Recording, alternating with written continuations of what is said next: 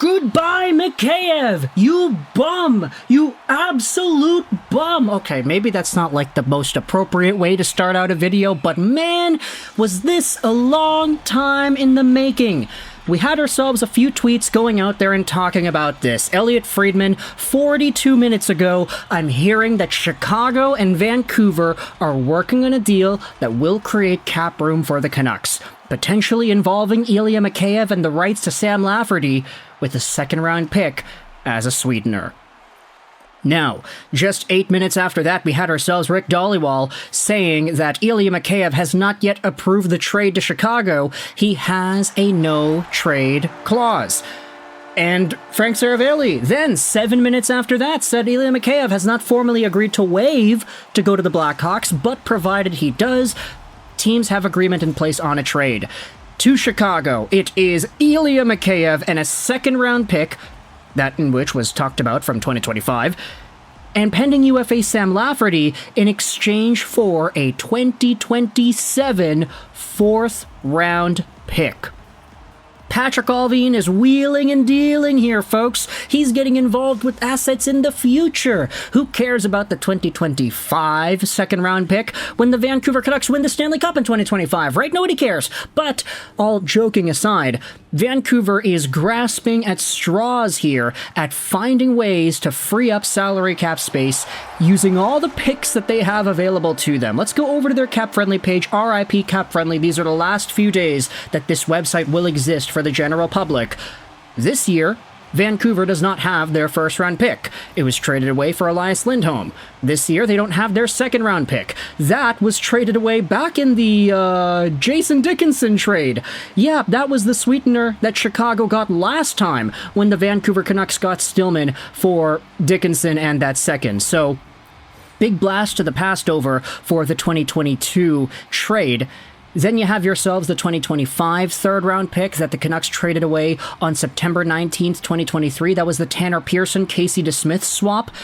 And then they don't have their third in 2026 either. That was traded away in the Nikita Zadorov trade. So Vancouver is finding ways to get rid of all of their top-tier picks, which is honestly fine when you consider how good the team has played on paper and in practice. But either way, this is yet another one of these draft picks, 2025 second-round pick reportedly, that is getting sent over to Chicago in exchange for that 2027 fourth. So 2027 doesn't even show up on the cap-friendly page because it's too far into the future, but the Vancouver Canucks will get themselves an extra fourth, assuming this trade goes through and assuming Ilya Mikheyev waives his no-trade protection. Now, at this point, with the way everything is going, there's no way he's not going to waive, right?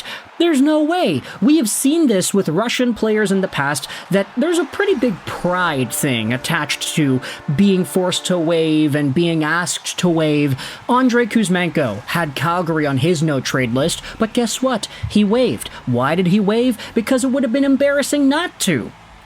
Everybody was talking about a Kuzmenko trade. Everybody knew that he was going to find his way out somehow. Everybody knew that Rick Tocchet didn't vibe with his game. Everybody knew that the writing was on the wall. So when the Canucks presented Kuzmenko, hey, we have a trade in place, but it's to Calgary. You don't have Calgary on your availability list. Will you waive so we can get this trade done? Kuzmenko said, yeah, sure. Like, I'll waive. I'll kind of not exercise my right to stay where I am because this entire situation has gotten so embarrassing, and it would be very bad in the public eye to stick around with this team after having all of the trouble caused to them by me and my contract. Like, obviously, if Ilya Mikheyev decides not to waive, that is totally within his right. He has the ability to do that. It's fair if he decides to do that. But is that the expectation? Honestly, I would be very surprised if he did not get traded at this point. Who else is going out there and defending Ilya Mikheyev at this point? Sure, it's within his right, but how embarrassing would it be for him to come back for the next 2 seasons as a member of this Vancouver Canucks team after the news had broken out that there was already a trade in place and that he could have gotten traded? Louis Eriksson is still not living it down when he got traded to the Oilers, but he said no. That was a trade that a lot of Canucks fans were like, are you serious? Come on, bro. Like, your contract is holding us down. Us, we're not a part of the team, but they're holding the team down. You're not playing well. The only way this team can progress forward is if they move on for your contract, and this Mikheyev thing is an opportunity for the Canucks to do that with this player rather than Louis Eriksson like we had talked about a few years ago. So Chicago, what exactly is it that you're getting in Mikheyev and or a Sam Lafferty? Well, you're getting speed, at the very least. I will say for Ilya Mikheyev, after the injuries that he had sustained the past few years, the speed wasn't really as good as it could have been. Also, there was the entire idea floating around saying that Mikheyev was not the best health-wise this previous season, therefore he could be debated to be bouncing back more next season as well. I will say, if Mikheyev plays with Bedard, you find a way to get that duo going for some reason, then does he go out there and produce more points? I don't know. I was gonna say that Mikheyev and Bedard would be an interesting combination, the speed, the shot from Bedard, and the two-way ability out of Mikheyev, but at the same time, I mean, Mikheyev was playing with Pettersson the entire year this previous season, and he still didn't do anything. In fact, Pettersson got worse. So if Mikheyev ends up playing the entire 24-25 season with Bedard, assuming he, of course, accepts this trade to Chicago, then what? Like, is he gonna bring Bedard down too? Oh boy, that's gonna be really bad. Ilya Mikheyev destroying the youth of today. But either way, he's a speedy guy. He can play well in the penalty kill. We had seen last time with that Jason Dickinson trade to Chicago back in 2022.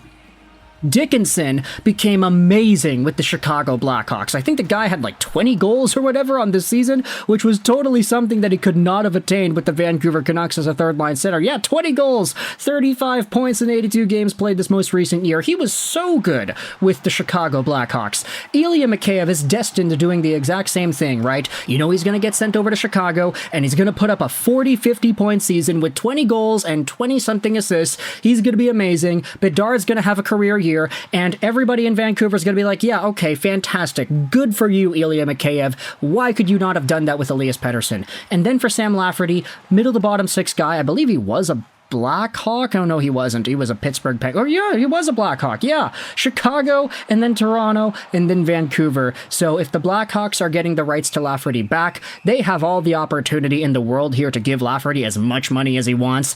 We know that the cap floor does exist. There is a minimum spending requirement for NHL teams. So getting on a huge contract like Ilya Mikheyev, $4.75 million till the end of 25-26, and then signing Lafferty to whatever the heck he wants, that's going to be a really good move for Chicago to be able to break down their salary cap structure and make it work. So let me know your thoughts in the comment section below about this reported trade by Frank Saravelli. The trade is in place. Let's just say that. Trade is in place. It's not official yet.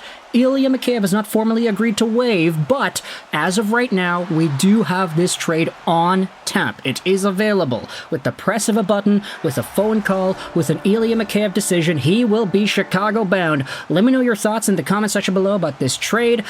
Thank you, Chicago, for taking on the Vancouver Canucks scraps, but I hope you enjoyed this video. And bye.